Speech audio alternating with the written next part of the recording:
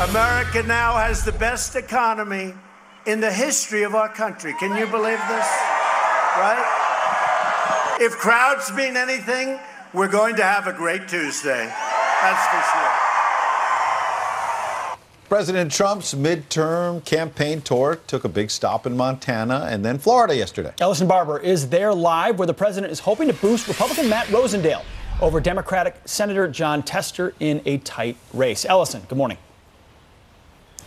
Good morning to all of you. So incumbent Senator Jon Tester here in Missouri, he is campaigning with more local figures. We haven't seen any big name D.C. politicians, no former presidents or former vice presidents, as we've seen in some of the other competitive races this election cycle. The man hoping to take Tester's seat, State Auditor Matt Rosendale, he is taking a bit of a different approach. He's getting a lot of help from President Trump. You folks know Jon Tester has had 12 years to fix the problems for the Veterans Administration, and he has failed us. He tried to destroy Admiral Ronnie Jackson. Remember this, Tester voted against your tax cuts. Tester voted against Kate's Law. Montana has one of the highest per capita percentages of veterans. Veteran issues are a big deal in this Senate race. Tester is the ranking member on the Senate Veteran Affairs Committee. I'll fight for veterans to the day I go to the grave. Why? Because they fought for me. I need to point out to folks here today, because there might be a different narrative tomorrow.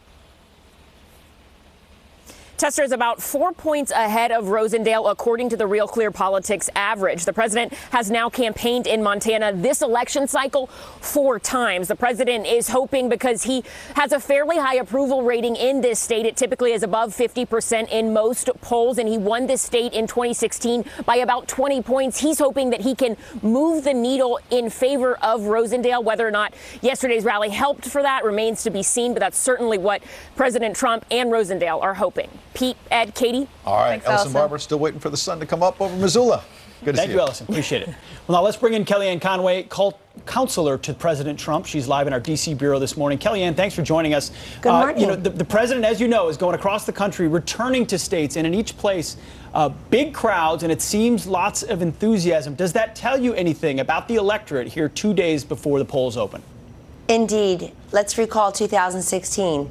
Same situation, same dynamic. Everywhere then Mr. Trump, candidate Trump, would go, thousands of people would follow, and they'd wait sometimes in the rain for hours. And the media would always ask the same question. Yes, Kellyanne, we see the crowds, but will they vote? No, they just stood in the rain for 3 hours to get inside the rally and to be left outside looking at the jumbotrons. But no, they're not going to show up and vote. Many of them have already voted.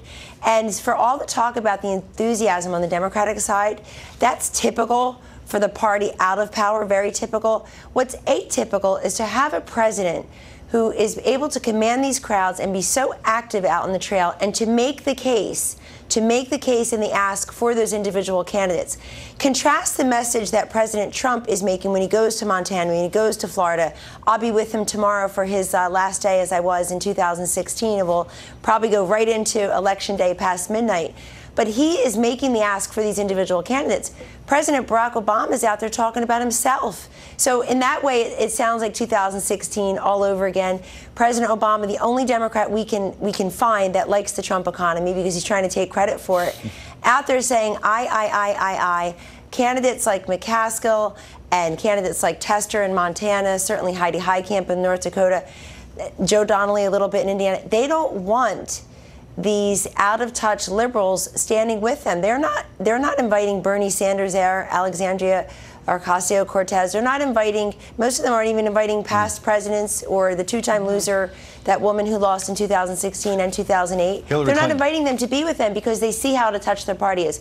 Ladies and gentlemen, I want all of your viewers to go and read a great op-ed by former governor of Pennsylvania, former head of the Democratic Party, Ed Rendell.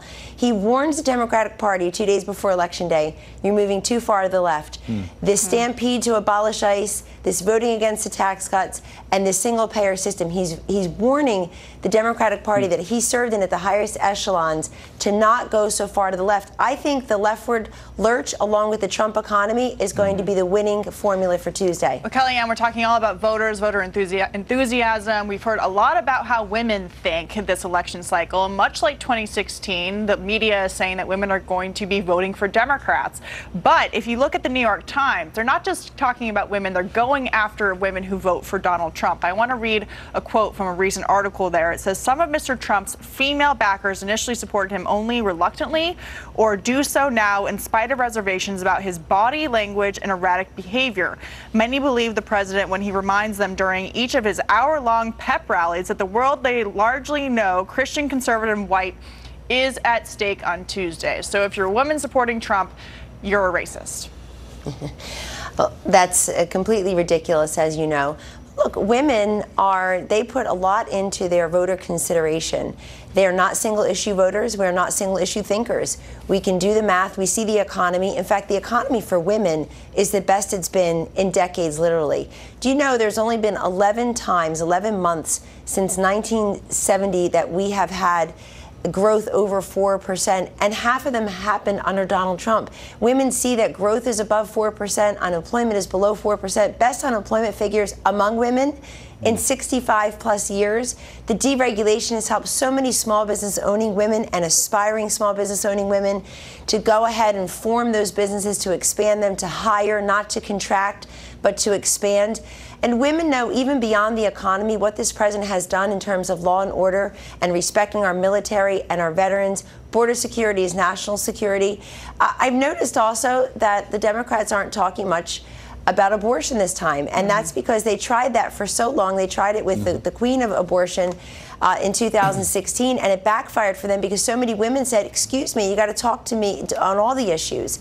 So I think women in the suburbs, for all the talk about them not liking tone, they know the difference between what offends them and what affects them. And what affects them is this booming economy, law and order, and respecting our military and veterans for the first time in years. Kellyanne, you mentioned Democrats don't want to talk about abortion. They don't seem to want to talk about the economy. The AP has this headline out today saying that they don't want to talk about a very positive economy. The jobs numbers you mentioned, we just want to quickly dive deeper on what you just mentioned. Jobs report on Friday, 250,000 jobs added, unemployment at a 49-year low, wage growth fastest since 2009, 32,000 manufacturing jobs added in October. Obviously, you mentioned Barack Obama. He said those manufacturing jobs would not come back. They have come back, but I wonder why in mid-October, late in this campaign, did the president then, if all this is working so well, say that he was going to get a second tax cut by the election? Well, here we are with the election, and he didn't get that second tax cut. Why do you need a second one? Well, the House is, the Congress isn't in session. They're not back to November 13th. But he promised it. He promised it was coming. Well, what the president is saying is that they're working on it. They're looking at another tax cut for the middle class. And why? Because all the naysayers and critics said it would never work. You have over 8 million Americans who have received bonuses or raises or both because of the tax cut. We're repatriating trillions of dollars of wealth that was parked legally overseas. And look at even a company like Apple. They committed to 20,000 new jobs in the U.S., and repatriating billions of dollars. That just couldn't have happened under an Obama economy where we were told the new normal was 2% or less in growth. There's nothing normal about that. In fact, it was abnormal. Do you know that I go all across this country as well, but the people who really run up to me are a lot of the seniors saying thank you for not touching Medicare and thank you also for protecting our retirement savings, and the blue-collar workers. We lost 200,000 manufacturing jobs under President Obama's administration. President Trump's administration, a net 440,000 manufacturing jobs, a net 100,000 plus in mining, 350,000 construction jobs. All these industries that we were told were flat on their backs, outsourced their jobs overseas. We're opening those factories again, and that matters to people. So the president is very serious about continuing to lower the tax burden on many Americans who pay their fair share, get up and work every day. But he's also committed to job mobility. People before were looking for a job under President Obama. Now they're looking for a different job because they've got job security and job mobility. It's just an economic boom. Folks, we can't go backwards. I think that's the message on the issues. You can't go backwards, and the metrics don't lie. Just one more thing, one statistic nobody's talking about. Only 8 times in modern history has the party in power gained a Senate seat.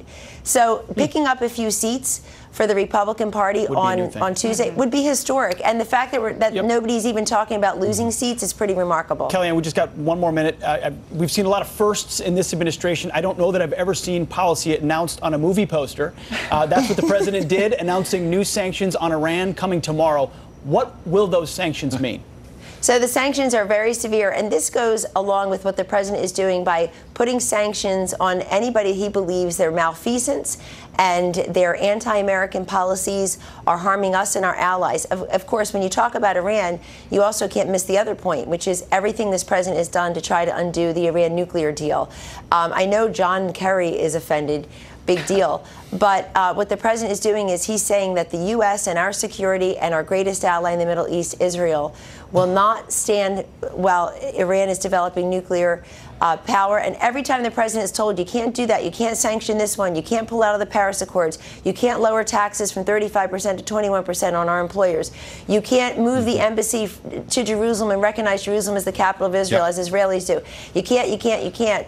And he does it. And all good things happen. And so these sanctions will, as the vice president mentioned in his speech this weekend, be the likes of which Iran has never said. I won't get ahead of our national security team and the president, but he's also doing that at this time. People say, don't do it before the election. He does it because it's the right thing to do, and he's got Iran on notice. Well, Kellyanne Conway, as you noted, you were there at the beginning of the Trump revolution. You'll be there with the president in the final countdown to the midterms. Tuesday. And Absolutely. Thank you for your time. The man is presiding over the greatest economic boom, and people shouldn't forget that. Thank you. Thanks, Kellyanne. Thanks, Kellyanne. All right, well, moving on. U.S. troops now preparing for the migrant caravan.